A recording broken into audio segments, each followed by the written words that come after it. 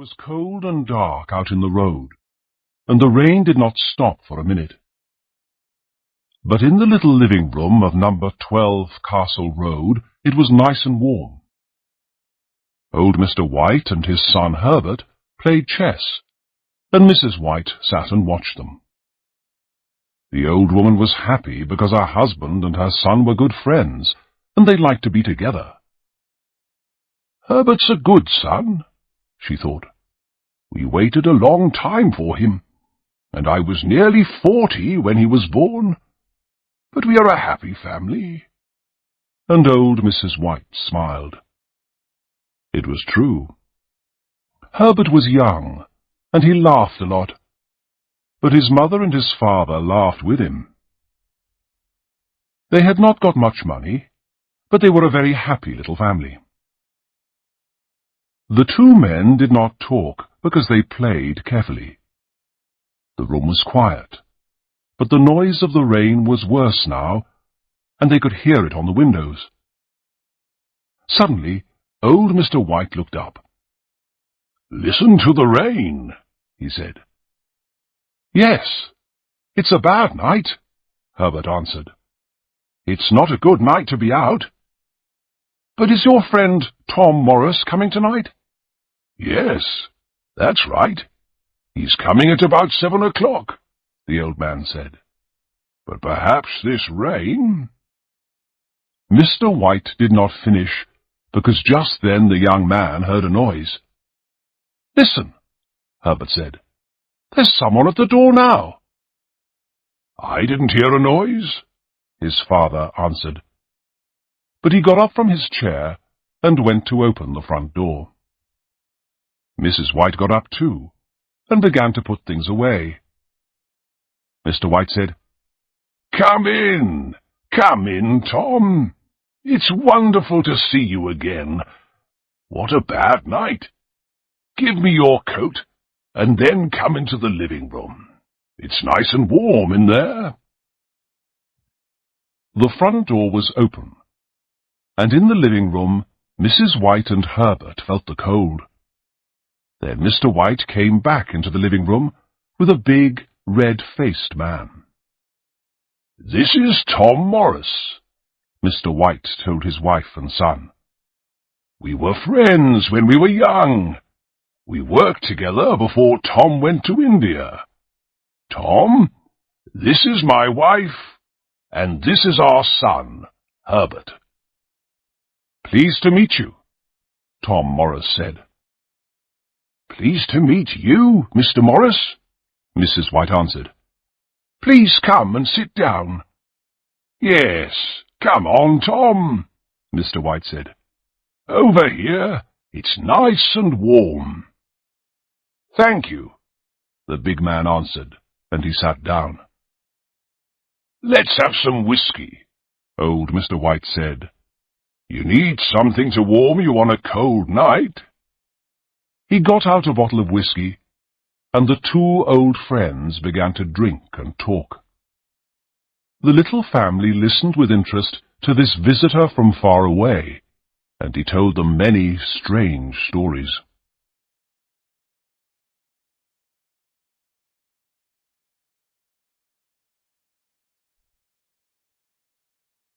Chapter 2. After some time, Tom Morris stopped talking, and Mr. White said to his wife and son, "Tom was a soldier in India for 21 years. India is a wonderful country." "Yes," Herbert said. "I'd like to go there." "Oh, Herbert!" his mother cried.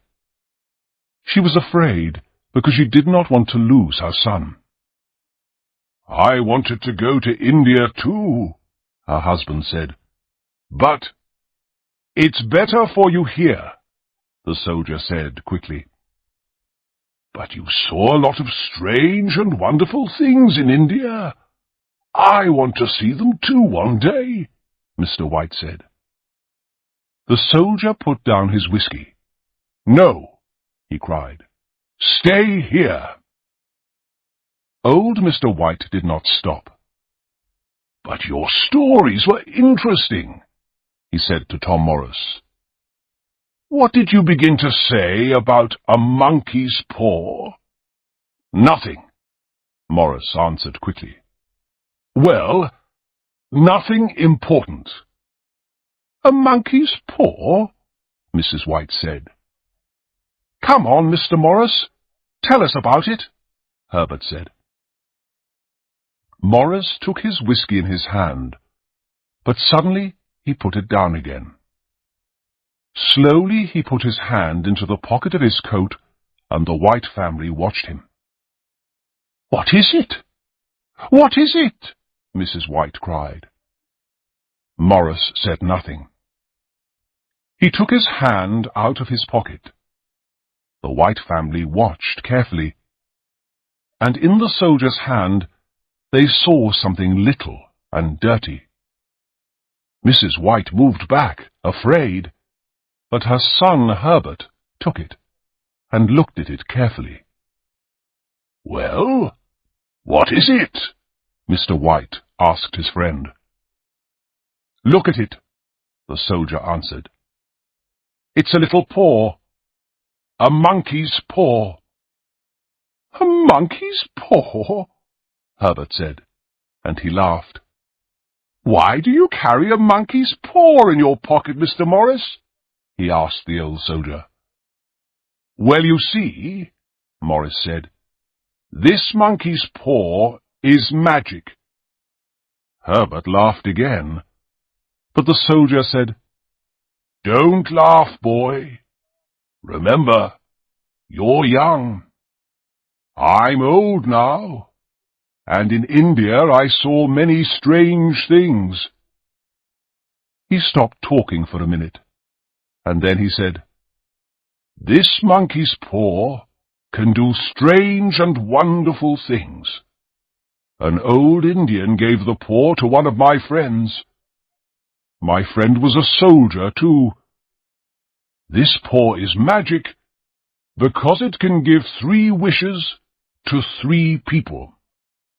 "Wonderful," Herbert said. "But these 3 wishes don't bring happiness," the soldier said. "The old Indian wanted to teach us something. It's never good to want to change things." "Well, did your friend have 3 wishes?" Herbert asked the old soldier. "Yes," Morris answered quietly. "And his 3rd and last wish was to die." Mr. and Mrs. White listened to the story, and they felt afraid. But Herbert asked, "And did he die?" "Yes, he did," Morris said. "He had no family, so his things came to me when he died. The monkey's paw was with his things, but he told me about it before he died." Tom Morris finished quietly. "What were his first 2 wishes, then?" Herbert asked. "What did he ask for?" "I don't know. He didn't want to tell me," the soldier answered. For a minute or two everybody was quiet. But then Herbert said, "And you, Mr. Morris? Did you have 3 wishes?" "Yes, I did," Morris answered. "I was young. I wanted many things. A fast car. Money." Morris stopped for a minute, and then he said with difficulty, "My wife and my young son died in an accident in the car. Without them, I didn't want the money, so in the end I wished to lose it. But it was too late. My wife and my child were dead." The room was very quiet. The White family looked at the unhappy face of the old soldier. Then Mr. White said, "Why do you want the paw now? You don't need it. You can give it to someone." "How can I give it to someone?" the soldier said. "The monkey's paw brings unhappiness with it." "Well, give it to me," Mr. White said. "Perhaps this time it—" "No," Tom Morris cried. "You're my friend. I can't give it to you." Then after a minute he said, "I can't give it to you, but of course you can take it from me. But remember, this monkey's paw brings unhappiness."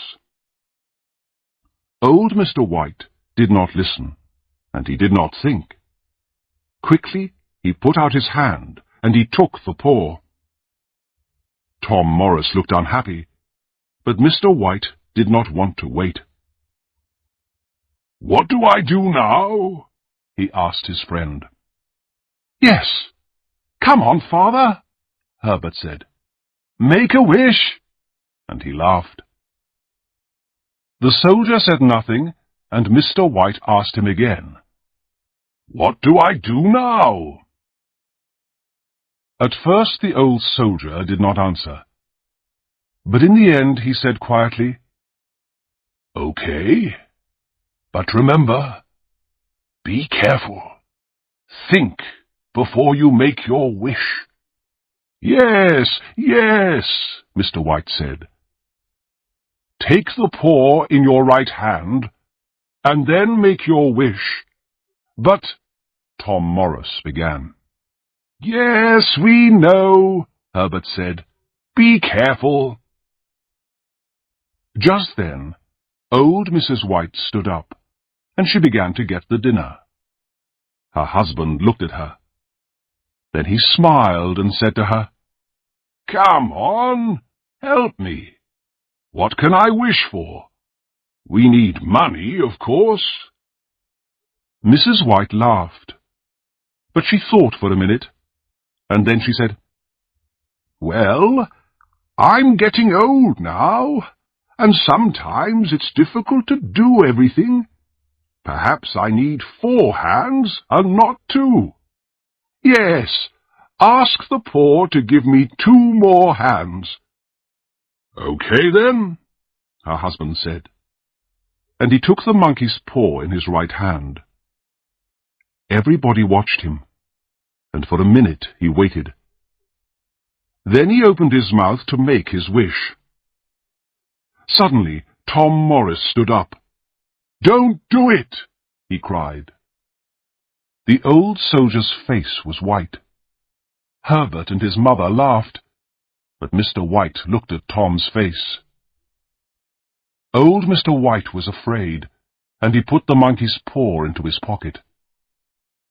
After a minute or 2 they sat down at the table and began to have dinner. The soldier told the family many strange and wonderful stories about India. They forgot the monkey's paw, and because the soldier's stories were interesting, they asked him many questions about India. When Tom Morris stood up to leave, it was very late. "Thank you for a very nice evening," Morris said to the family. "And thank you for a very good dinner," he said to Mrs. White. "It was a wonderful evening for us, Tom," old Mr. White answered. "Your stories were very interesting. Our life isn't very exciting, and we don't have the money to visit India. So please come again soon. You can tell us some more stories about India." Then the old soldier put on his coat. He said goodbye to the White family and went out into the rain.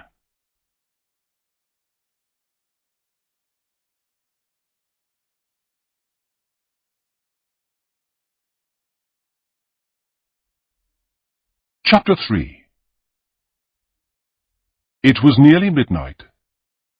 In their warm living room, the 2 old people and their son sat and talked about the soldier's stories. "India is a wonderful country," Mr. White said. "What exciting stories! It was a good evening." Mrs. White stood up to take some things into the kitchen. but she stopped and listened to Herbert and his father. "Yes," Herbert said. "Morris told some interesting stories, but of course some of them weren't true." "Oh, Herbert," Mrs. White said. "Well, Mother, that story about the monkey's paw wasn't true. A dirty little monkey's paw isn't magic, but it was a good story." And Herbert smiled. "Well, I think you're right, Herbert," his mother said. "I don't know," Mr. White said quietly. "Perhaps the story was true. Strange things can happen sometimes." Mrs. White looked at her husband. "Did you give some money to Tom Morris for that paw?" she asked. "We don't have money to give away for nothing." Mrs. White was angry now. "Well, yes," her husband answered. "I did, but not much. And at first he didn't want to take it.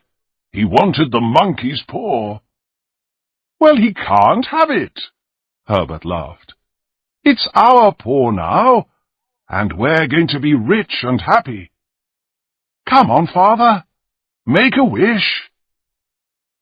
Old Mr. White took the paw from his pocket. "Okay, Herbert, but what am I going to ask for? I have everything. You, your mother. What do I need?" "Money, of course," Herbert answered quickly. "We need money.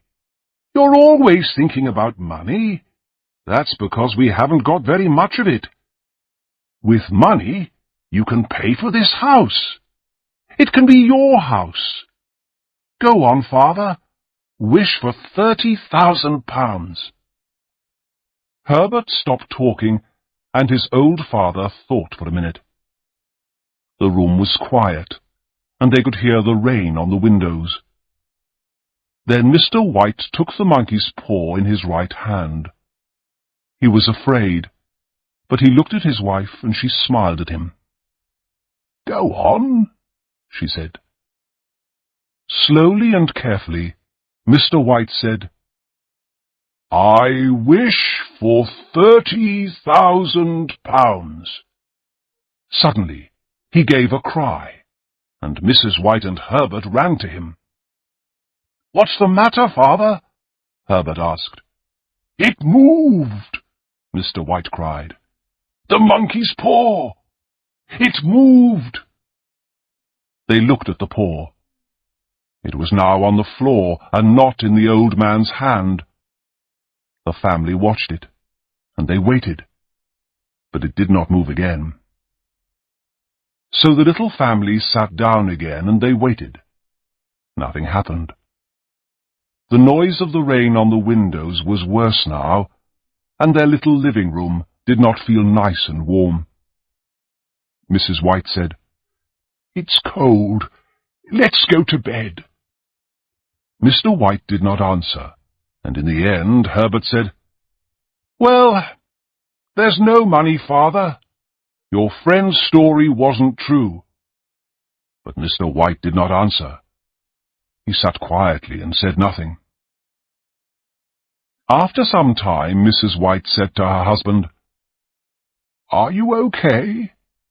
"Yes, yes," the old man answered. "But for a minute or two I was afraid." "Well, we needed that money," Mrs. White said, "but we aren't going to get it. I'm tired. I'm going to bed." After Mrs. White went to bed, the two men sat and smoked for some time. Then Herbert said, "Well, Father, I'm going to bed too. Perhaps the money is in a bag under your bed. Good night, Father." And Herbert laughed and went out of the room. Old Mr. White sat in the cold living room for a long time. The candle died, and it was dark. Suddenly, the old man saw a face at the window. Quickly, he looked again, but there was nothing there.